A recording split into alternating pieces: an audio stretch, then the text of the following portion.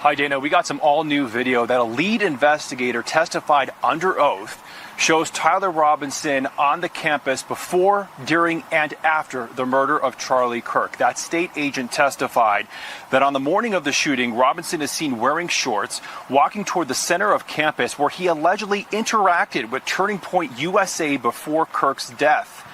Later, Robinson is back in long sleeves and pants, walking with a limp or change in gait. It's been suggested he has something in his pants. Agent David Hull testified Robinson limps up the steps, then video shows him climbing on and off the edge of the building that was allegedly used as a sniper's nest to shoot Kirk. You believe this to be Mr. Robinson? I do, yes. And how long is he out there on the edge of the building? Just until the reported shot was fired at 12:23 and 28. The individual then stands up and then moves across the building to the north. That agent went on to testify that Robinson returned to campus around 12:30 that night, possibly to retrieve a rifle left behind, and he interacted with a police officer doing security. That officer decided to jot down Robinson's license plate, spurred on by, quote, cop intuition. Now, the defense called its first witness, an FBI forensic examiner who testified that the DNA of Tyler Robinson and his roommate lover Lance Twiggs was found on the screwdriver left behind on the sniper's nest and also on the towel that the rifle was found wrapped in and hidden. The defense called that FBI examiner to testify because while she said the DNA results are very strong, they are never 100% certain. Dana?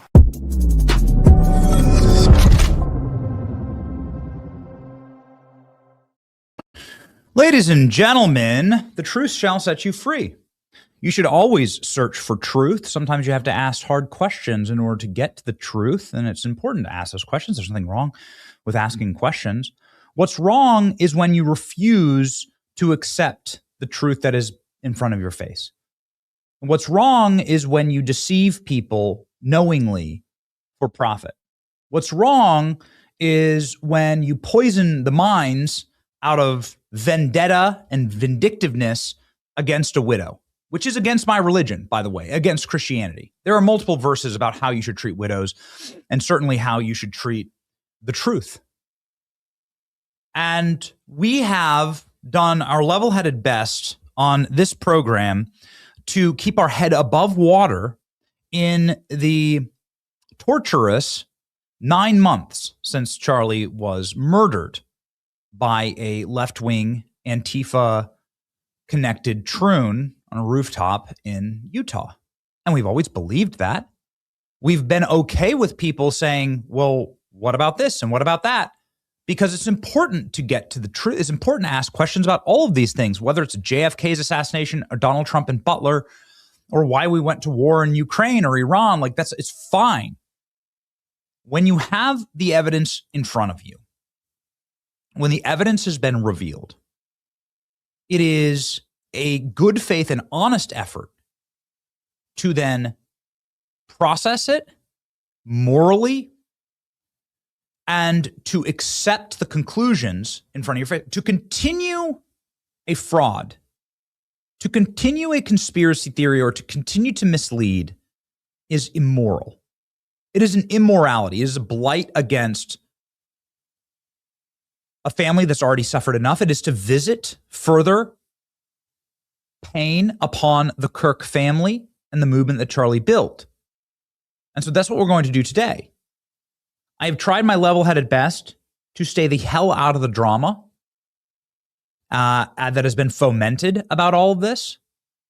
I believe that actually giving it oxygen is one of the worst things you can do. Starving, depriving some of the worst people on the internet of oxygen, metaphorically, with their drama, because what they want is for you to engage and they want to, rat trap you in some type of doom loop where they can point to this or that, or they can just create enough of a spectacle. And that is precisely what people want. And so I tried to starve all of this ecosystem, even though I was extremely close to Charlie, built with him for 10 years at Turning Point USA. I have tried to evaporate the capacity for there to be extra drama, knowing full well the evidence that the prosecution has against Tyler Robinson is demonstrable and empirical. And sometimes you just got to let people talk. Yap, yap, yap. It's often the people who are lying that talk the most and the loudest. And now doomsday has come for these people. And we have the evidence, and we're going to go through it on the show. And we're going to do something else. We're going to exorcise demons on this program. We're going to go spiritually directly up against evil forces that,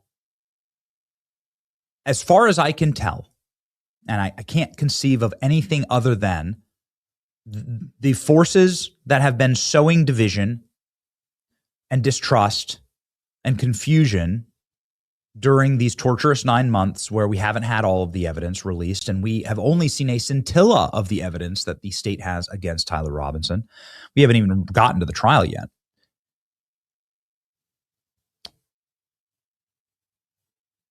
We've reached the point where there is no more hiding. And the only conceivable explanation for why someone would continue to sow division and doubt is that they want Charlie Kirk's murderer to walk free. And if you are engaging in that behavior, and if you are okay with that, then you need to turn off your phone and delete all your social media, bow your head, walk directly into a Christian church. Ask the Lord and Savior for absolution.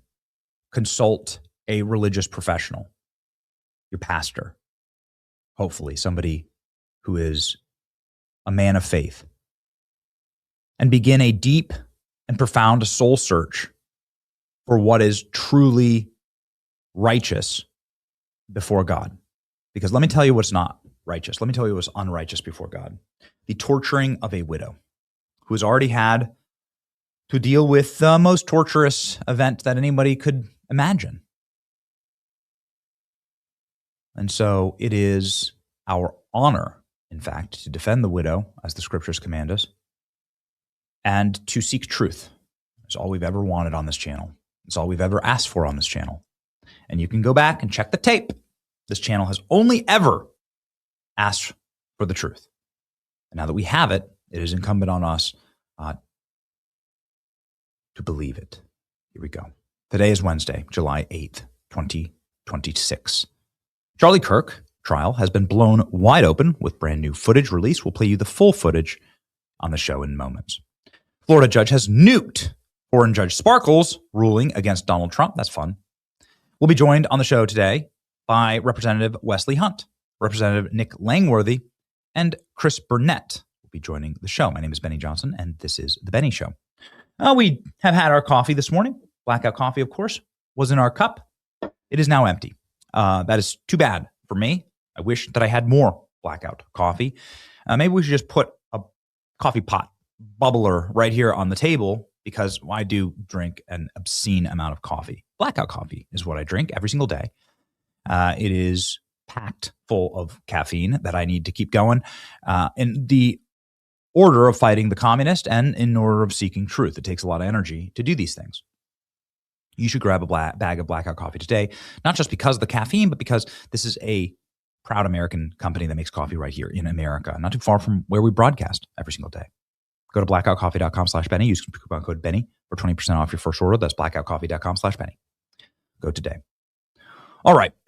So let's go ahead and poke the bear here, shall we? Prosecutors show video evidence of Tyler Robinson from the day Charlie Kirk was killed. You know, I thought that Tyler Robinson never stepped foot on campus. What is that exact? What's happening there? I thought Tyler. Who do you think is behind this? I don't Do you think Tyler Robinson was there. You don't think he was there? I think he's a total patsy. Oh, Okay. So I guess let's ask the question, was Tyler Robinson there? For the first time, we are able to see what the prosecutors have as evidence for Tyler Robinson at the murder scene with the murder weapon. Let's go. This is going to be a pretty long video. We're going to break it all down for you. We're going to let you listen in to what happened in the court yesterday. And I'm going to just TLDR for you off the top of the dome what conspiracy theories were evaporated yesterday and atomized forever. Evidence-free, dirty, degenerate, unhinged theories about this case. And here they are. This is just off the top of my head, and maybe I'm missing something. Let me know in the chat. Tyler Robinson was on campus 4 times on the day that Charlie Kirk was murdered. 4 times. Not 1, 4. There's over 20 minutes of security footage of Tyler Robinson on campus, lurking and stalking his prey. We have the license plate of his car. We have his vehicle. We have Tyler Robinson's face. We have Tyler Robinson getting pinged by at least 24 security cameras on that campus. You can see that he was there in the lead up to Charlie Kirk's murder. You can watch Tyler Robinson. I mean, it is a figure. It's a shot from far away, and I'll show it to you here in just one moment. But you can see what I believe, and the trial will prove, is Tyler Robinson climbing onto the roof, getting into a sniper prone position over Charlie Kirk, taking the shot. Again, granted, I wish that this was in 4K and it was a much closer camera, but you can see the figures on the roof. You can see them in the security footage. You can then see the figures running off the roof. Figure 1, backpack. You can see Tyler Robinson walking with a limp because you have to obscure a gun barrel down your side. That's what I believe is happening. You can see Tyler Robinson flee campus, and then Tyler Robinson return to campus to try and retrieve the weapon. All of this, of course, corroborated by the electronic text messages that he was sending to his troon lover, Lance Twiggs, explaining every single step of what was going on, and you can match that up to the footage. Tyler Robinson confessed to the murder, not only in a Discord chat, but in private text messages and also verbal communications with his parents and with law enforcement. DNA of Tyler Robinson has been found on the murder weapon, the bullets, and the screwdriver that is used to assemble the firearm, the .30-06 that killed Charlie Kirk.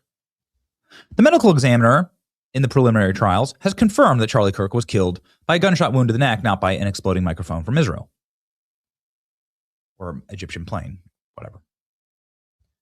Turning Point has provided all of the HD video clips to law enforcement. In fact, some of them were played in the court yesterday. They were not played for the public. Perhaps we will see them. I hope, frankly, to never watch this video again. And I'm not sure I'd want to see it, even if somebody offered it to me, to be perfectly honest. I have seen enough.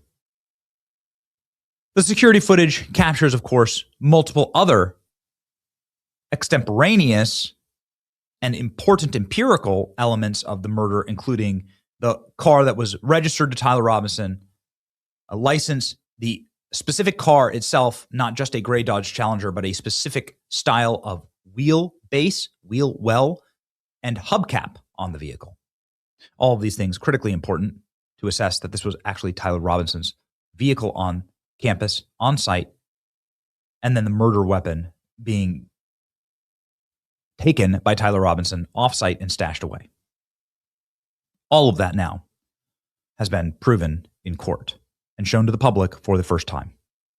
So that's just off the top of the dome. I'm probably missing more evidence. I not only have personal connection to the Kirk family and to Turning Point USA, obviously, but also randomly, I was in Utah a couple months ago. I was giving a speech, something not connected to this at all, but I was giving a speech in Utah, and one of the officers that was attending the speech told me everything about Tyler Robinson because he was there the day that Tyler Robinson turned himself in and confessed. He was the intake officer.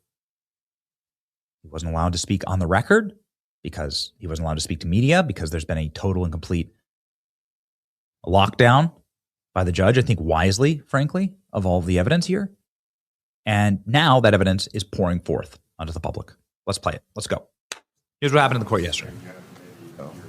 Let's go ahead and put it on all screens.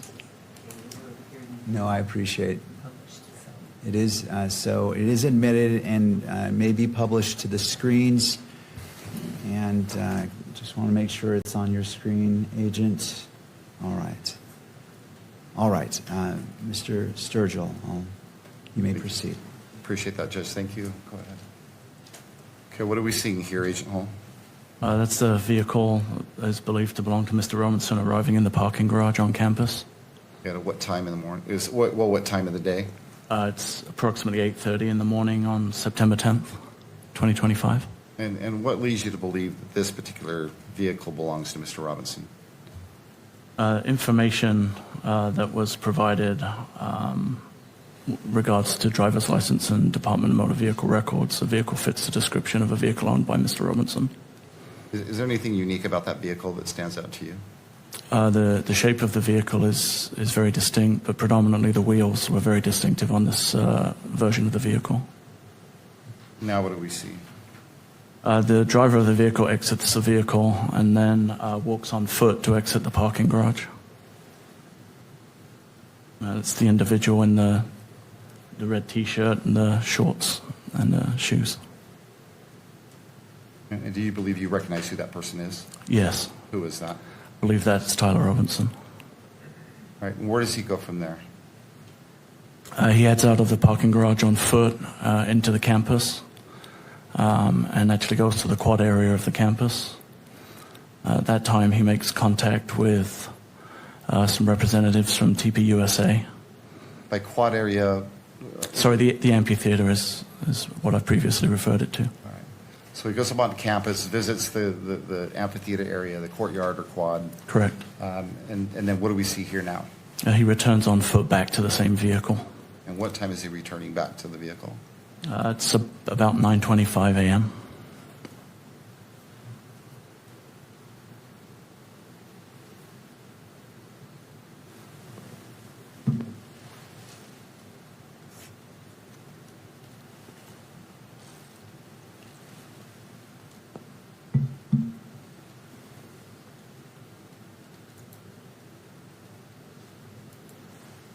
And where is this parking structure located on campus? It's just off of Campus Drive. It's a short walk from the amphitheater. What do we see now? That's the vehicle exiting with Mr. Robinson driving the vehicle.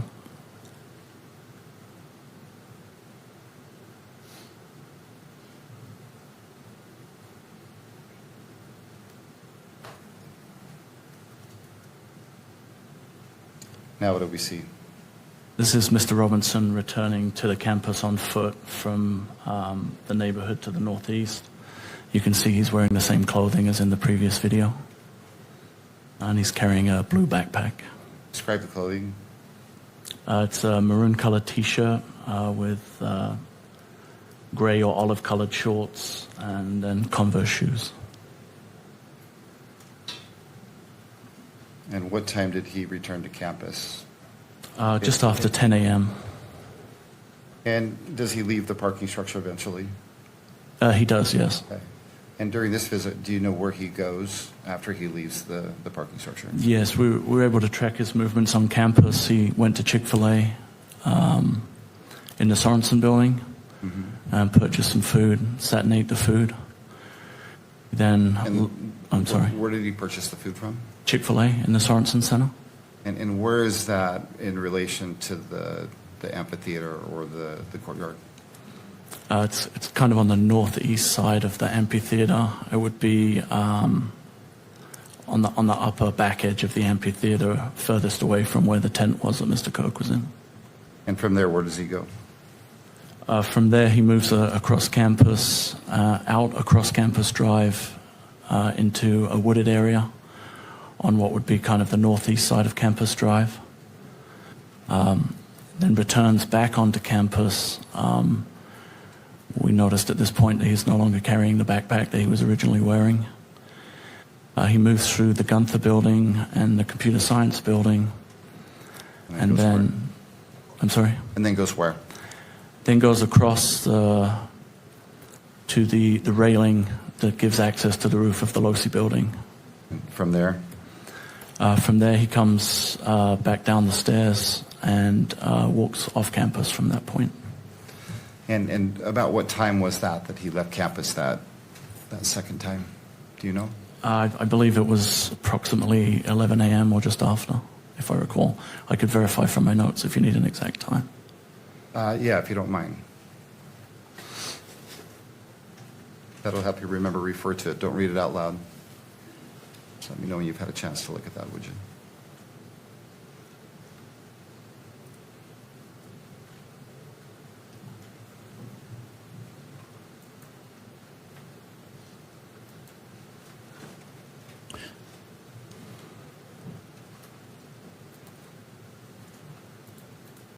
I'm going to pause this because I feel like it is critically important to establish that this security footage is the security footage that the defense of Tyler Robinson has no objection to. Their objection to it is that they don't want it shown to the public. They fought tooth and nail to keep it from the public. They don't want you to see it. That's their only objection. Their objection is not that it's not Tyler Robinson in the actual footage, since that is demonstrable. And before we go any further, the parking structure that he left. The images that we have. So now you can see Tyler Robinson with the limp. From my viewing and seeing Mr. Robinson on the video, it's the same person. He's noticeably wearing different clothing. He is wearing different clothing, and he also is walking with a gait or a limp in this video. With a gait or what? A limp. Okay.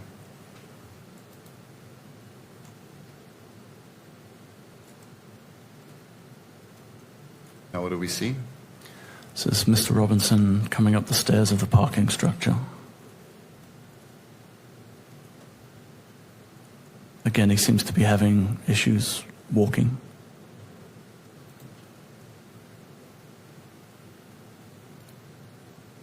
The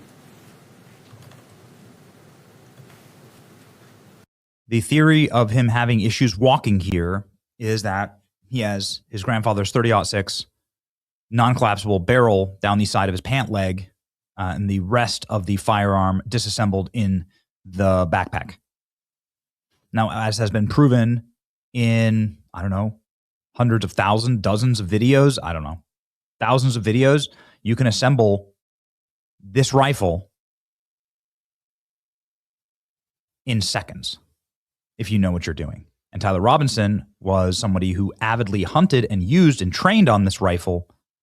And so this is something that can be done. Does not take a superhero, does not take some type of Spider-Man style Lee Harvey Oswald magic bullet situation. It is something that is perfectly humanly possible. Here we go. This is an image looking across the parking lot to the Losi building, and Mr. Robinson is appearing on the exterior staircase, which gives access to the Losi building roof and the area where the railing was. This is where we really get into the bombshell stuff, where you can actually watch Tyler Robinson on the roof. This is what everybody has screamed about, and something that has been very frustrating to me, to be perfectly honest. Where the hell is the footage of Tyler Robinson on the roof?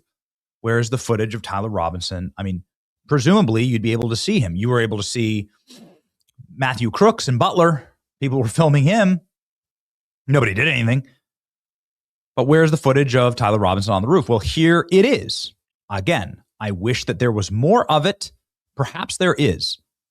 But at the very least, you can watch Tyler Robinson roll over the simple bar that you would need to jump over or step over on the rooftop, and then walk across the roof. And here, you can see it for yourself. And we look forward to being able to play and enhance these videos so that you can see them even clearer. But this is what we have right now. Of course, this is filmed from a camera of a TV in the courtroom. So it's probably the worst quality you could get of this footage. And again, let's break that image into quadrants. Where would he be located if you broke it into quadrants? It's in the top right, and the individual can be seen moving under the notations that are on the video.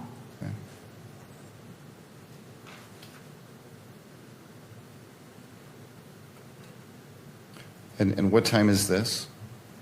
It's just after noon, about 12:15 On what day?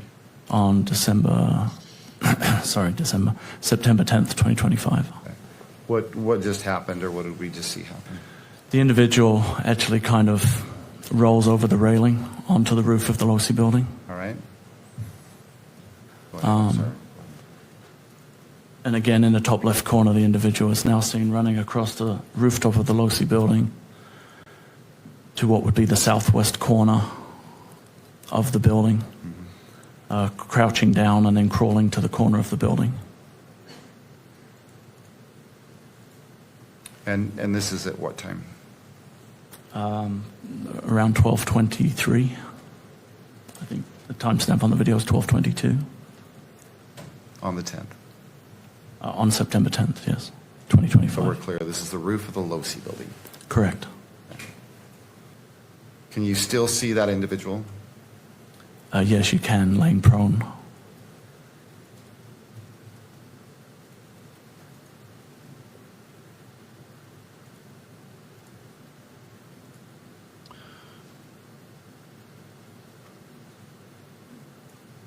You believe this to be Mr. Robinson?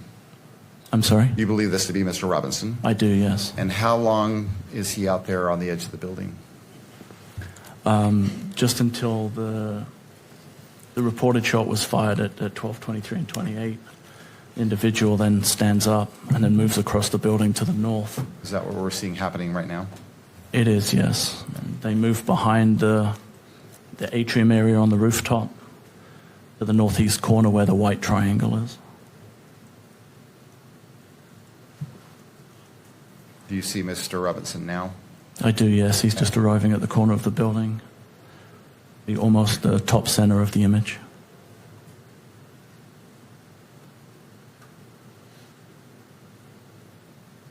What are we seeing now? And Mr. Robinson lowering and jumping off of the roof of the Losi building onto the grass area, and then moving away towards Campus Drive. And he appears to be carrying some kind of an object in his hand at this time.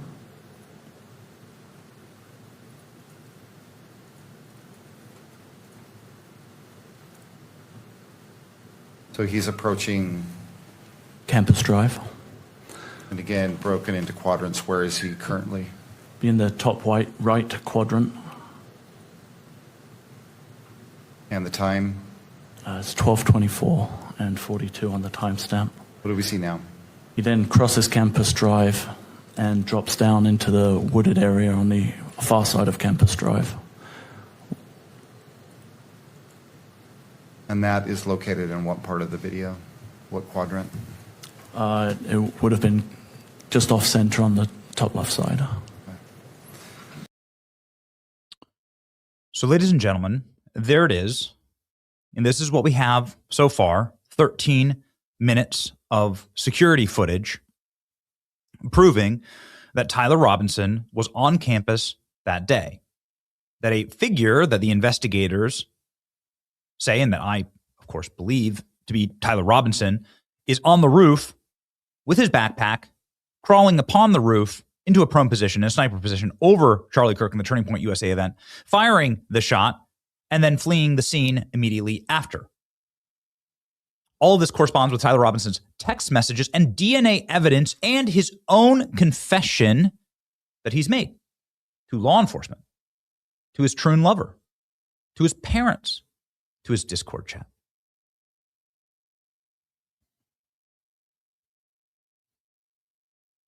There's also a criticism of there was no bullet casing on the roof. Where's the bullet casing? Well, a bolt-action rifle, especially the style which was used in this murder, does not auto-eject casings. It's a very old rifle, by the way. The spent casing was found inside of the rifle. There was only one shot fired. It was in the chamber along with 3 unfired rounds. Turning Point USA has high definition footage, and the cameraman jumped up to grab the footage. His name's Terrell Farnsworth, and he grabbed the footage and he stole the SD cards because he knew that the gig would be up and that we would be able to triangulate Egypt and Israel and Saudi Arabia and the FBI and the CIA and the Trump administration, and we'd be able to show the trapdoor, the hologram of Charlie Kirk, and the gunfire from underneath Charlie with the exploding microphone if they had the high definition footage. Well, guess what? The high definition footage was played in court yesterday. And it's been turned over to law enforcement. They have all of the SD cards. Now, the visceral reaction to this by the judge will turn your stomach. Here's the judge watching the moment of Charlie Kirk's murder. I doubt it's for the first time, but it's certainly something that startled the judge in the courthouse. And let's go ahead and play this video only on the monitors, and if there's sound associated with it, the sound to be played as well. You may proceed.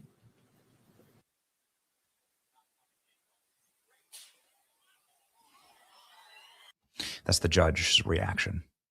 What was Tyler Robinson's reaction in court? It was to sneer and to snivel and to laugh. He's not showing remorse. You've seen how people react in court. And I know this is not a one-to-one paradigm, but you see how people react in court when they've been wrongly accused. You can see their interactions with the world. You've seen enough of Tyler Robinson in court, grinning, laughing, chuckling. He liked that he did this. He enjoys that he did this. Not like pulling this trial all the way through, like continuing, not just pleading guilty and taking his death sentence, or perhaps just life in prison if he had pled guilty and gotten a really good lawyer and was able to plead out entirely to all of this. This is another act of torture for the Kirk family. And so he's enjoying this. This entire process has been an act of brutality and torture for this fan to extract as much pain as possible. And now that we're seeing all of the evidence, I'm not sure what they're going to do. Because Tyler Robinson's defense had no objections. They objected to you seeing all of this, but they haven't filed any briefs that state that they're unsatisfied with the evidence or the information. Here is like a good example. Like they've filed nothing that they've got evidence withheld from them, that somebody been tampering or changing or manipulating the evidence. They have access to all of the files, all of the scientific and DNA.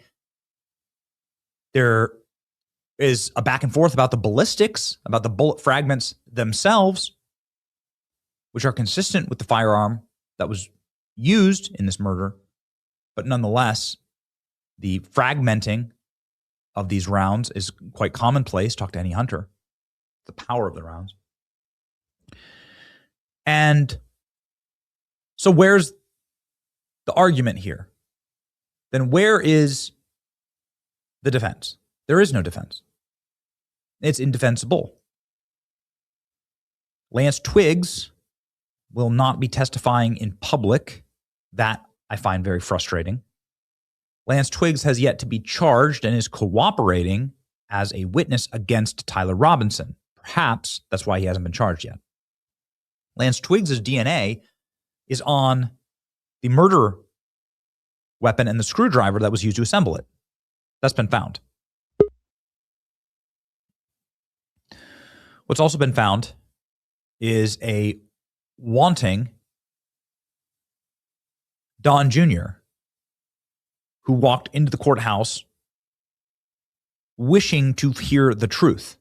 Because like many people, they have heard, Don Jr. has heard, and had to endure unlimited speculation about what happened to his friend, Charlie Kirk. I was there in the very early days of Turning Point USA. Don Jr. was a ubiquitous friend to the organization. He and Charlie traveled and crisscrossed the nation together, doing events. It was very close with Don. And so Don Jr. was there to observe and to witness the evidence himself. And here's what Don Jr. told Fox News this morning about what he witnessed in that courthouse. Here we go. You were a friend of Charlie Kirk's. He was close to you. You were close to him. I can't imagine this was easy to be there. Why did you think it was important to be there? It's 100%. I'm there to not only honor Charlie's legacy, to support Erica, his parents who were there, seated all in the row with us. It was just important to be there. It's a legacy that really needs to be preserved. The impact that Charlie had on so many Americans, on so many youth, is, frankly, generational. It could have been so much more, but it was important to be there and to see the actual facts laid out, Bill, because there was so much stuff that, amidst the noise and the internet chatter, that was laid out that I had never heard, and makes this case very cut and dry to me. So Don Jr. is there saying, okay, just like our show has, there are questions about this. There seems to be gaps in evidence. There certainly seems to be information that has been held by the prosecutors that the public does not have. Okay, fine. Out with it. Out with it. And here it is. And so Don Jr. is up saying, nope, I've seen enough. Tyler Robinson killed Charlie Kirk. And that's what we've seen. And that's where all the evidence points. And I'm waiting to find some scintilla of evidence to the contrary. Sure, Charlie can come to you in dreams. You can feel vibes about all of this. But somebody eventually is going to have to show me some type of countervailing evidence. You're not going to be able to say the earth is flat for the rest of your life. I mean, some people can, but they're considered lunatics. You're going to have to eventually cough up some evidence for your claims. The moon is made of cheese. Okay. Do you have a cheese sample? Can you get an unmanned probe to the moon and show me some cheese? Can I try it?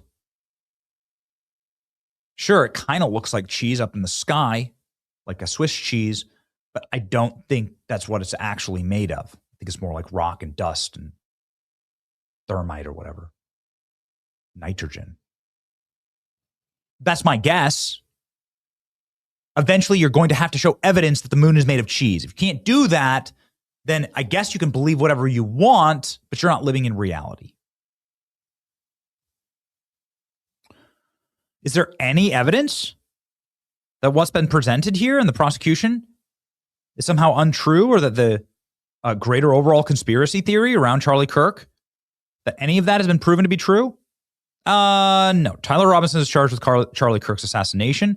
Evidence includes DNA on the rifle towel, messages, confessions to his roommates and to Discord, and ballistics, along with now 30 minutes of security footage putting Tyler Robinson at the murder scene. The other theories remain unsubstantiated. They spark lawsuits and criticisms, but no official charges or findings support them at all. Okay. If you want to live on vibes, if you want to live on shamanism and, I don't know, voodoo, witchcraft, I don't know. I don't know what to call it exactly. But we're going to live here, which is the demonstrable evidence that has been presented at the trial for what's going on. And I very much look forward to all of the evidence being released at this trial. Medical examiner report says Charlie Kirk's death was a gunshot wound to the neck. Turning Point turned over all HD video. The leading investigator testified that Tyler Robinson turned himself in to the police. Access to the rooftop is easy. Staircase is open to the public, and a small guardrail can be easily hopped over. Defense actually does have access to the state's discovery. They filed 0 motions to compel because they're satisfied with the state's cooperation. No bullet casings on the roof. Bolt-action rifles don't auto-eject casings, especially these old ones. The casing was found inside the rifle. Tyler Robinson's DNA on it. Tyler Robinson was laughing in court. He's not distraught over the false allegations. So what exactly is the defense here? Our show is not one of blind trust. Our show has become quite famous for saying the era of blind trust is over. The whole trust us, bro, we're the CIA, we're the FBI. That doesn't work anymore. It doesn't fly anymore. It doesn't fly with us. We're going to have on an expert talking about Seth Rich. We just allegedly found the burn bags full of Seth Rich documents in the FBI. No, the trust in institutions have been atomized. That does not mean that in the face of empirical evidence, we somehow deny the truth. That is immoral. It is against my religion, in fact, to do that.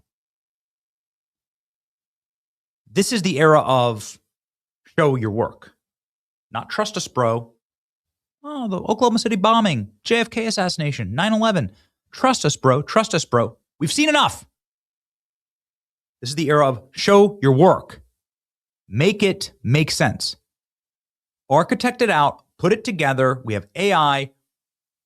We have scientific capacities to track down the smallest strand of DNA. We can put together in real terms, in hard evidence, what actually happened. And now that that picture is coming together, it is important for us to lean fully in to understanding what happened that day and start to crystallize what reality is against some type of weaponized distortion that is done only to help the murderer. Okay. All right, ladies and gentlemen, that's me just getting, in case you're wondering if I had something to get off my chest, there you go. All right. We still have the rest of the show to do, but that is the update. The preliminary trial continues today, and I expect we'll see even more today. Patriot Mobile is our partner. Patriot Mobile assisted us in getting to and from Washington, D.C. That's why we didn't have a show yesterday. We were in Washington, D.C., had a spectacular time at the Washington Monument showing young Washington. Hey, Alex, can you grab that post, please? Grab my tweet about that. It was a blast. I want to thank all of you for showing up. If you did show up, there were a ton of people there, and it was just an honor to be able to have that premiere or that screening of Young Washington in front of the Washington Monument. It was a gorgeous evening, a beautiful and perfect evening. Patriot Mobile was there with us every step of the way because they're the only Christian conservative wireless provider in the world. And their 100% US-based customer service can get you switched over today. Go to patriotmobile.com/Benny or call 972-PATRIOT. Use promo code Benny for a free month of service. That's patriotmobile.com/Benny. Call 972-PATRIOT and make the switch today. And we thank you all for your assistance for your rolling with us as we do what I believe to be incredibly important work celebrating America's 250th anniversary. Do we have the post? Pop it up. Thank you. So this is what it looked like. Amazing. The Washington Monument in the background. It's awesome. And look at that. Freaking great. We also did some work with America First Policy Institute while we were there. Did another panel. Just an honor. So thank you all. Thank you all so very much. It was a blast. Something that is uplifting. I don't like to do downer shows. I don't want it to be a downer show. But I do feel like these kind of things, it's important to throw down for my friend. And it's important to just sort of choose the time and place to do that. So let's go. All right, ladies and gentlemen, what do we got here? We got Nick Langworthy, who is locked and loaded and ready to go. He's a congressman representing New York's 23rd district. That's Buffalo, if you're keeping track. And Buffalo's communist mayor canceled their 4th of July celebration and raised a Somali flag. And Langworthy is now fighting him for it. So let's go ahead and talk to Representative Nick Langworthy right now.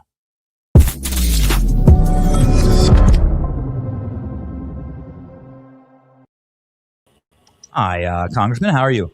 I'm doing great, Benny. Thanks for having me on the show. All right. So what's up with your dirtbag communist mayor? And were you the one that stole the Somali flag? You can admit it to us. We're not going to turn you in. I'm not nimble enough to go steal a flag in the middle of the night, but this is just the point that this mayor who got elected as a socialist, he has leaned in on that labeling, and he's always been a proud community organizer before he was a state senator. And then, of course, he became mayor last year. He promised that there would be a 4th of July fireworks display for the city of Buffalo. And lo and behold, they couldn't find a location to hold it. We have a waterfront set up, that they have concerts, they have many events. They couldn't find a location to celebrate America's 250th birthday.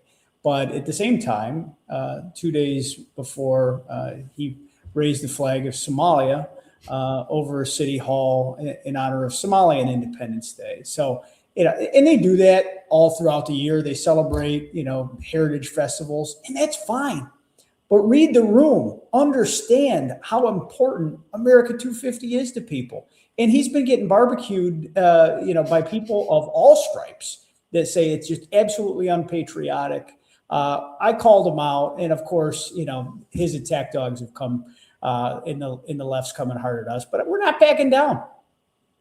So I just don't understand this. Buffalo is one of the oldest. How old is Buffalo? I mean, it's been around for a long time, right? Yeah, since the terminus of the Erie Canal. I mean, it's been there, for early 1800s. Okay, so Buffalo, New York has done lots of 4th of Julys. That's fair to say, right? There have been lots of fireworks shows and 4th of July celebrations in Buffalo, but this year is the only year that they couldn't find a spot for it? It's funny, on New Year's Eve, they do it right over the electric tower and have a massive ball drop, but they couldn't quite find a place to celebrate America 50. And I think that the timing is very convenient after the primaries in New York lean so hard, towards the socialist movement, that all of these Democrats that are in public office are walking on eggshells right now. They don't want to embrace a patriotic message, even on America's birthday. And it's really a shame. His consolation prize is they're going to have a fireworks display on August 2nd, that very special commemorative occasion for the country. Okay. I know nothing legitimate on August 2nd as why you have a fireworks show then. Also, the raising the Somali flag, somebody went and stole it. Do you have any information on that? I think that's like, way to go, Patriot. Like, as a national game of capture the flag, I'd be totally down with.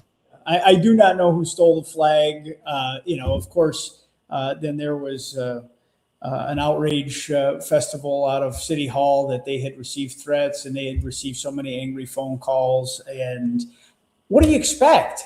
You announce to the community that you're not going to celebrate the 4th of July in American 250, that you canceled the celebration that you promised that you'd have. Yet the same week, you're having a dedication to Somalian independence. They don't understand that even Democrats in our community, that patriotism runs deep. This is not a socialist area. This anti-American sentiment doesn't exist in Western New York in the masses. It's the select few, the protester class, the people that, come after me in every day. And, we just can't back down from them, and we have to keep calling it out and making them understand, yes, this is red-blooded American patriotic territory, and we're going to fight for it. So what are you going to do about it, Congressman? I hear that you're taking some action against the mayor and the city of Buffalo. You're pretty powerful, right? You represent them in Congress. Well, I think what we've done so far, just, taking them on in the court of public opinion, not allowing them to get away with it. And he's paying a price. He's squirming every single day when he does a press conference as to why he didn't do it, trying to become a victim, saying that, he and his administration are receiving threats. It's like, I serve in Congress. I've got more death threats and more threats against my office this year than I've ever taken the time to count. But when you refuse to celebrate America's birthday, that's a choice. That's a choice. And elections have consequences. And, what we've simply done is explain to the community that your decision last fall to bring this guy from the minor leagues of the New York State Senate and make him the mayor, that's going to have a consequence. Just like Mondami is going to have a consequence on the city of New York and the overall culture. And you're seeing that play out in elections. we have to fight back against that. And honestly, the time to do it is when people are casting ballots. And we have to use this as a absolute tool to show people what is on the line when they make a decision. Even if it's just in a primary, elections have consequences. Why are so many communists winning in New York? Especially in your part of New York, because you're exactly right. Like these are red districts. This is like the upper New York is incredibly patriotic. City of Buffalo is a very democratic city. It's in a very democratic county, but it still shares a lot of traditional values. You know, the city, we haven't elected Republicans there in a long time. I don't actually represent the city proper. I have all the suburban areas. But, you know, in New York with a primary where you get 20% turnout and only the most radical show up, this is what you get. This is what brings you a Mondami. This is what brings you, you know, AOC and all the AOC clones that have just won congressional primaries in the New York City districts. It's getting contagious, though, and we have to call them out in their decisions.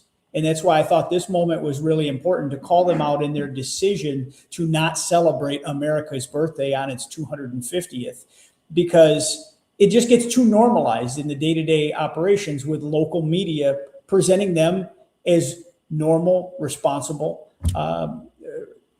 public figures. They're not. They're totally transforming the government. They're adding layers of spending. I mean, this guy, when he ran for mayor last year, he said he was going to clean up the city and fix the potholes. Well, his first order of business is a 25% tax increase on the residents. I mean, this is the kind of governance that people have unfortunately bought in the last election. But we have to continually point out that these big government leftists that find their way into big purchase, in that their decisions have consequences to the voters. And you know, it's tough to be a Republican in a state like New York. I used to be the state chairman of the party. It's a really tough place to do business, but that makes it all the more important for the Republicans that are here in positions of power to use their voice. This poll is pretty remarkable. This is the odds of becoming the Democrat nominee for president in 2028. And you can see your girl AOC is skyrocketing right now as Gavin Newsom gets bogged down in scandal after scandal and federal investigation after federal investigation. What do you make of this, Congressman? I believe she will run for president, and I believe that she has a very good shot to win the nomination. I mean, what I see with AOC and what I see with Mondami, who, you know, I think they come from the same wing of the community organizers in New York City. It's socialism with a smile. You know, you notice that they don't present themselves angry. When they're out there, it's always happiness and smiles, and it just lulls people into submission. Where, you know, the Omars and the Tlaibs, you know, they're always screaming and yelling. They're not a threat to go to higher office. AOC has a credible path to the Democratic nomination for the presidency of the United States. And the fact that an avowed socialist is a normalized path now within the Democratic Party should scare the hell out of everyone. I mean, this is not the party of JFK or FDR, or, you know, when so many of our grandfathers registered Democrat because they were the party of the working man. That's gone. This is Zohran Mondami's party in New York City. Governor Hochul has to bend the knee and beg for permission to do anything to Mondami because she's scared to death of him. He now has one of the biggest, most powerful purses in the country, and he's one of the symbolic leaders of the Democratic Party as the mayor of New York City. I mean, we have to take that very seriously as Republicans, because as this ideology gets contagious, and as they continue to present it in friendlier ways, and it's not, you know, just the anger that, you know, Bernie Sanders flails around with. This is something deeply troubling, and Republicans have to get serious about this. Yeah, we should get serious about foreigners serving in office. I think there should be actually a constitutional ban on people with dual citizenship serving in office, and potentially foreign-born, especially if you keep your passport. I think that's a real problem. And our founders saw it, obviously, as a real problem. This is why the president can't be foreign-born. And I think we should expand that, frankly, to the courts as well. What do you think, Congressman? I think that we have to take it very seriously when we look at people giving their allegiances to foreign countries. I mean, if a ban on someone of foreign origin come into Congress, I don't know that I can agree with that. I think about my friend Juan Ciscomani, who I serve with. Came here as a young man, came here the right way, became a citizen, and is a conservative fighter on the front lines and loves his country, more than anything. And I think that there's got to be room for that. But people that are out there like Talib, like Omar, their allegiances are in question, and their origin story is in question. And I think that has to continue to be dug into. But in terms of someone that actually comes here in their youth, becomes an American citizen, they can serve our country in uniform. Many of them do. I think they can do this job, and they have to be accountable to the voters. Yeah. The problem in those districts that bring us Talib and Omar is they know what they stand for, and they still keep electing them. It's not like Omar and Talib are hiding this ideology. They're wearing it on their sleeve. And we have a radicalized Democratic Party that hates the country. Those districts are not filled with Americans, and therefore they send people with dual citizenship and dual loyalties into office. And so it's a pretty simple equation there. We appreciate you fighting against the Somali flag and against some of the insult, some of the base insult that's happened to the people of upstate New York. They're some of the best people on earth, some of the most beautiful cities on earth. It's good people. We thank you for fighting for them. Thank you, Congressman, for joining us. Everybody can follow Nick right here. And Godspeed. Thanks.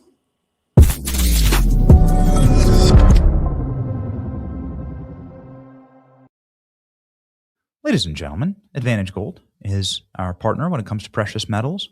It's a great time to buy precious metals. There's been some ups and downs in the market, but you know the way that gold goes. It's a reason why, why you can trace gold as the only currency in world history back to the ancient times that holds its value and that still is a currency, right? I mean, what is the only currency that has survived the test of time?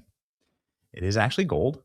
How much of your retirement or how much of your investments are in physical assets? Everything that's digital ones and zeros or paper assets will be reduced to the price of paper or the price of a watt of electricity. Ladies and gentlemen, gold will be reduced to the price of gold because it's physical, it's real. Now is the time. You should invest today with my friends at Advantage Gold. Text Benny to 85545. That's BENNY to 85545. No obligation, no pressure, no cost. But maybe you should check your allocation and just see how you could diversify into precious metals. So send that text today. We're going to text somebody who we're excited to talk to right now. I'm not going to text. We already did text someone coming on the show. This is a man who has spent quite a while investigating the curious case of Seth Rich. And his name is Chris Burnett. He's an investigative journalist. And he's written extensively on this. And we had a massive breakthrough yesterday with an attorney that has very close connections with the actual case itself and has been studying this for the better part of a decade, which is when Seth Rich was killed. His name was Ty Clevenger. Ty Clevenger said on social media yesterday that an attorney for the government told him that that he would soon be getting confirmation that several hundred pages of documents related to Seth Rich were found in a previously hidden room at the FBI. Why are there hidden rooms at the FBI? Somebody explain that to me. Is this why they don't want to move out of the Hoover building? They have these every week there's some new squirreled away special stash of something found in some secret room. Is that the way that a government's supposed to? Really? You're supposed to just keep stuff in dusty bags behind locked doors? Can you just get the door kickers? The FBI has plenty of door kickers. Can you go kick in the doors of the FBI? You may recall that on July 30th, Fox News Digital reported that the newly installed FBI Director Kash Patel and his leadership team had uncovered enormous amounts of documents inside of the J. Edgar Hoover building's SCIF. They describe them as burn bags. Well, it turns out that at least one source is saying that some of these bags contained documents pursuant to Seth Rich. FBI has gradually admitted to possession of several thousands pages of documents about Seth, his work laptop, images of his personal laptop, DVDs. What would be on the DVD? I'm not sure. Nonetheless, I filed another motion to explaining how the FBI is withholding records and violating court orders. So we're going to go talk with Chris, and I'm going to tell you that my opinion on Seth Rich is the same opinion as I have on Charlie's murder, which is that sunlight is the best disinfectant, that you should trust the American people. The American people are moral and good people. The only way to inspire distrust or confusion is to withhold evidence and to not be honest about what's going on. And so that's why I'm really thrilled about everything being out with it with Charlie. And I hope the same for Seth Rich. It does absolutely seem, and now it has been credibly reported, that there is some evidence that's being withheld from us for this very mysterious murder of this former DNC staffer, and who's killed at 4 a.m. Right on the eve of the DNC convention in 2016. Shot in the back, allegedly in a robbery, but no robbery took place. Very strange, and nobody's ever been apprehended, and there's been no motive, frankly, that's ever been established through the evidence for his murder. So anyway, it's worth asking these questions, and we hope that we are able to get clarifying evidence about what actually happened here, because the murder of an innocent young man, whether it's Charlie Kirk or Seth Rich, is wrong. Let's go talk to Chris Burnett right now.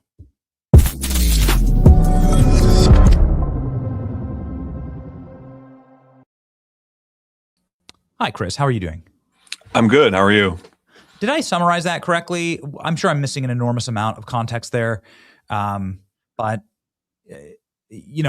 just like all Americans, I find the Seth Rich situation exceedingly concerning. That cold-blooded murder can just take place in the streets of Washington, D.C., and there can be no suspects apprehended and no motive ever established. And that's awful for our nation's capital. Right. Well, this Friday is actually the 10-year anniversary of when Seth Rich was shot twice in the back. And he was the data director for the DNC, right? And in that role, he had access to the DNC server, which the conspiracy theory goes that he leaked to WikiLeaks.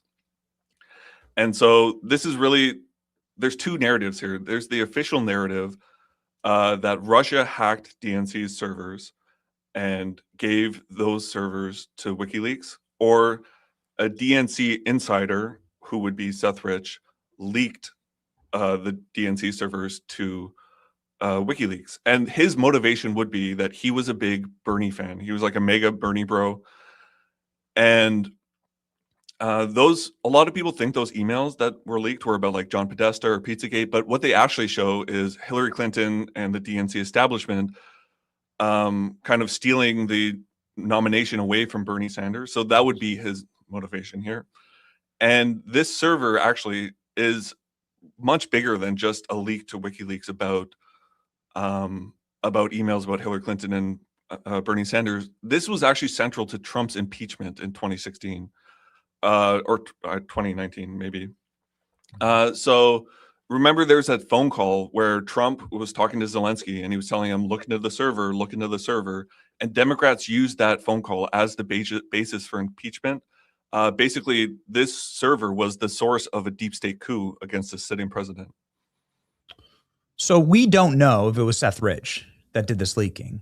Nobody's ever confirmed that, but that's what makes this such a confusing moment. But also, I think that has been pretty well established by Julian Assange, if I remember correctly, that he did not get the email leaks from state actors.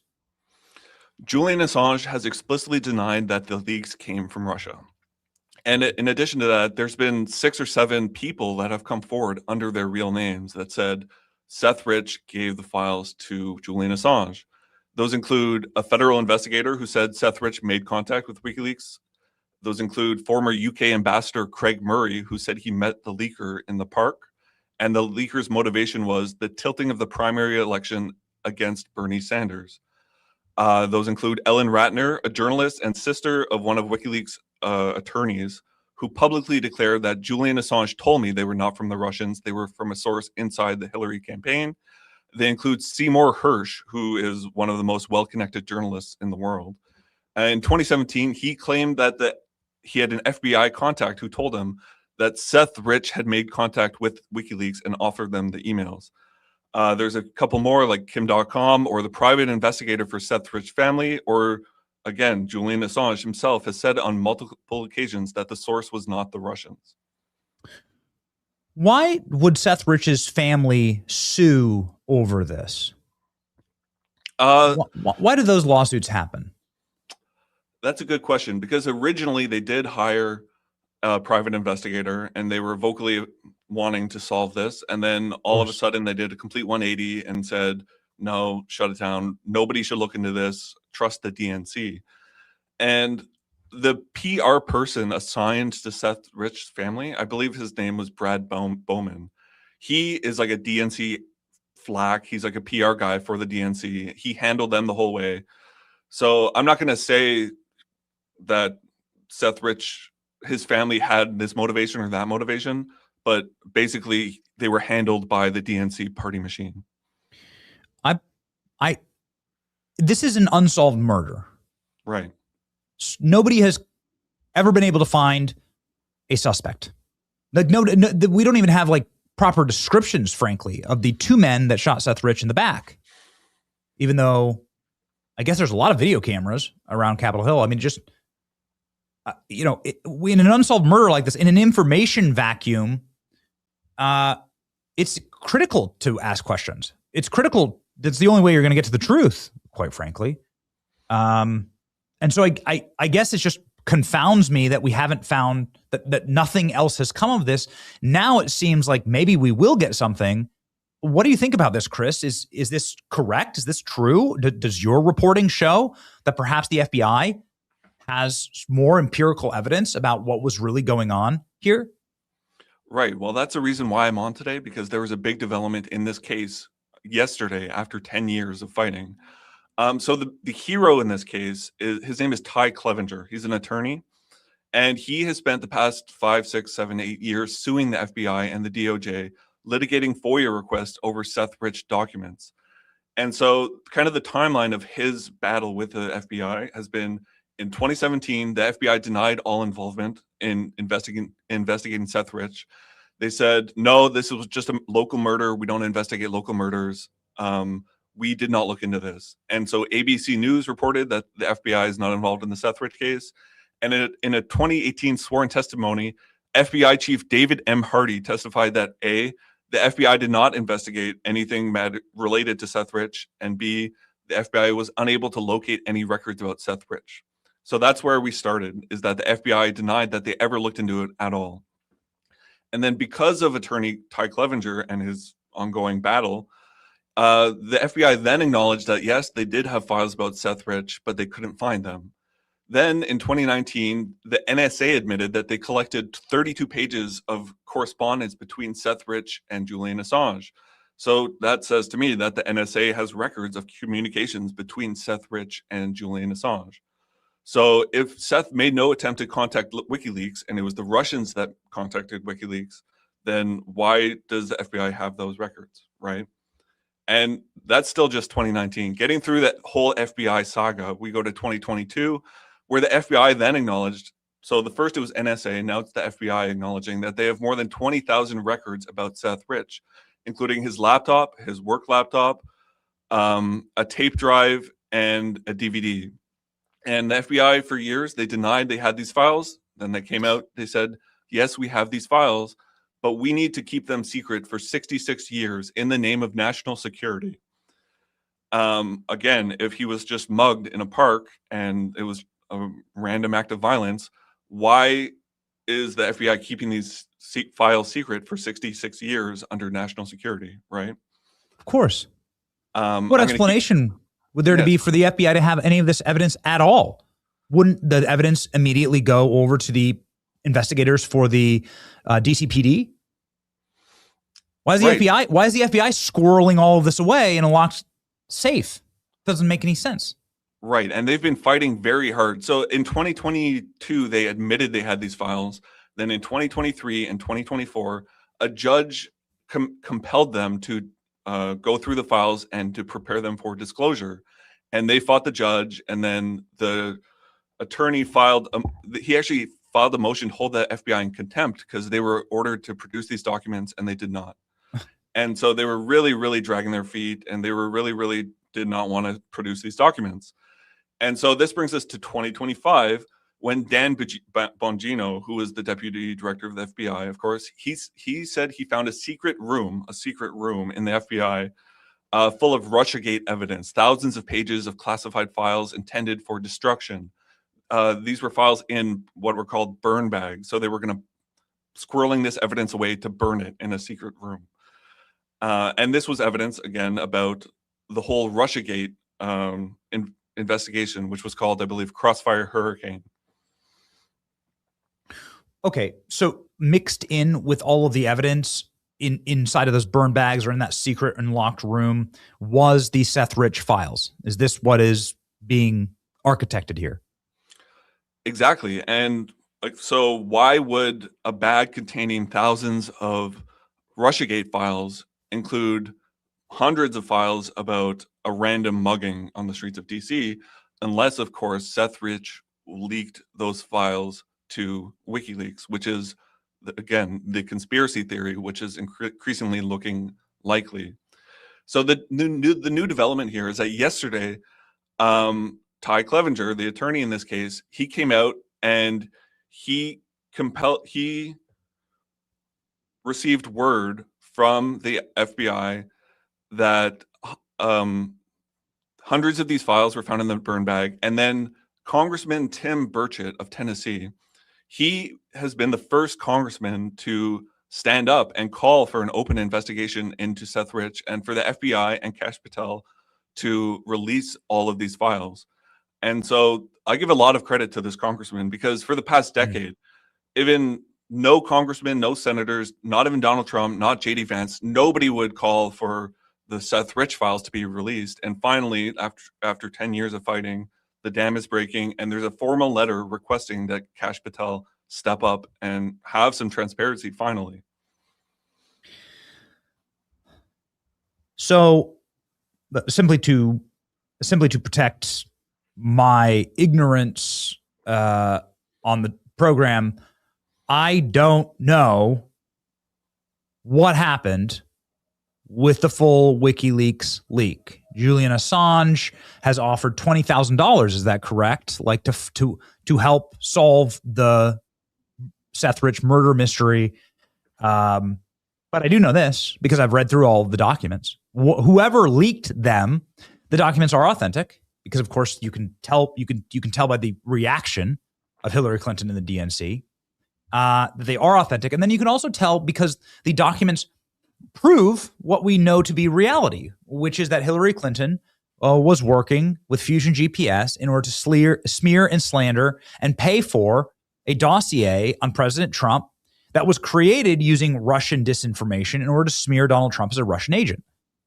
You can see that inside the actual leaks. And that is that architecture, that equation is what happened. It played out in real time. And so that is the connection. I mean, the ultimate bombshell in all of the email leaks is Russiagate being planned out by Hillary Clinton and her team.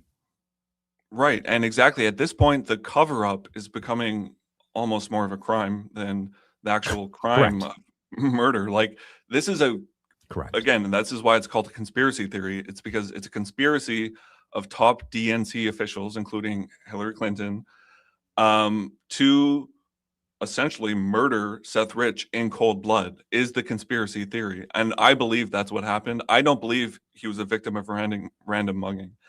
And the thing about murder is murder does not have any statute of limitations. So I believe the congressmen and the senators and President Trump should not only call for the full release of all the files about Seth Rich, I believe they should open a new investigation into the murder of Seth Rich to try to find his killers, because it's still an unsolved case. I would love for there to be a full investigation into this. even so much, let's just take it to like eliminate everything else from this equation.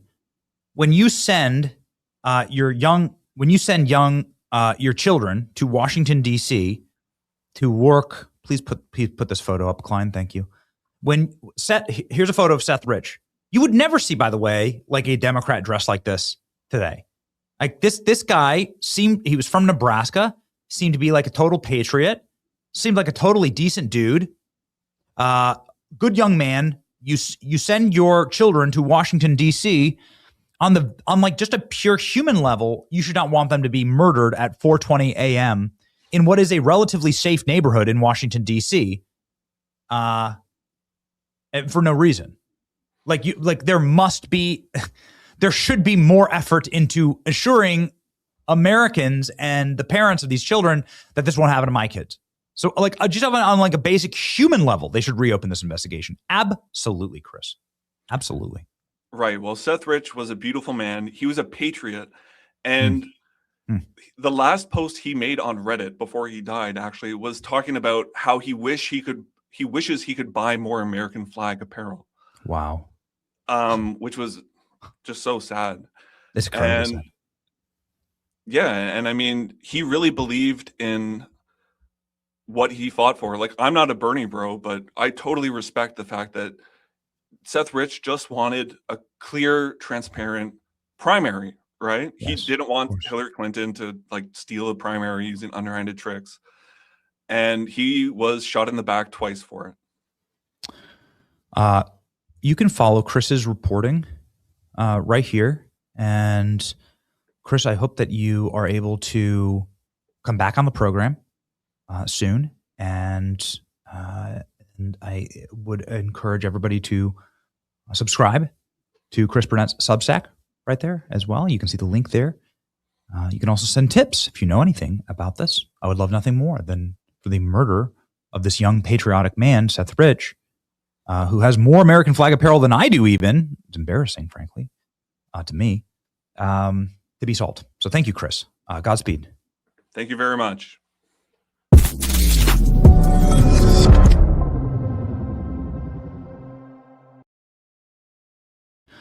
Ladies and gentlemen, after this show, I'm going to need some relaxation.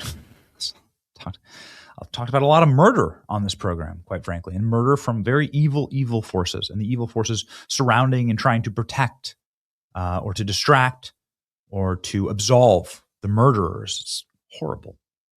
Anyway, everybody has a reason to relax at the end of the day. Most people work very stressful jobs, have stressful lives, and bond charge, sauna blanket, is a great way to do that. Bond charge is how I chill out at the end of the day.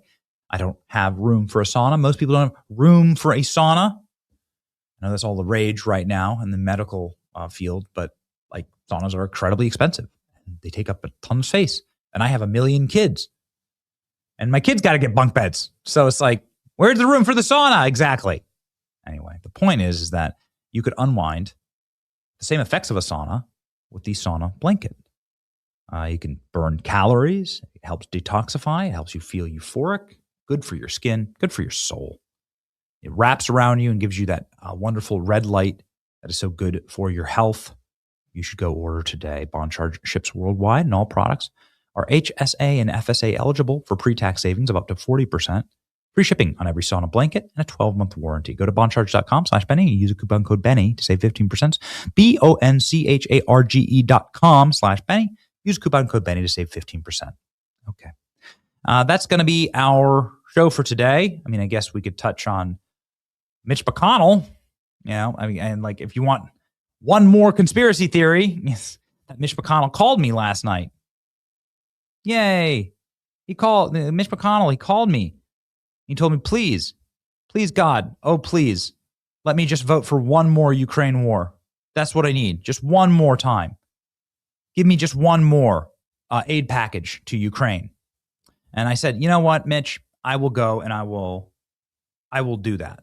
I will advocate for that on my show if you just let me take a photo with you. And so Mitch McConnell, who's been gone, I mean, this is a world exclusive. Mitch McConnell's been disappeared for months at this point. Allegedly brain dead in the hospital? Wrong. Here's the photo, exclusive to this show. You can see right here, ladies and gentlemen, Mitch McConnell's doing just amazing. Mitch McConnell's doing incredible. Klein, bro, you're so close, Klein. You were so close. Here's the joke. There you go. Klein, I needed a joke to end the show on.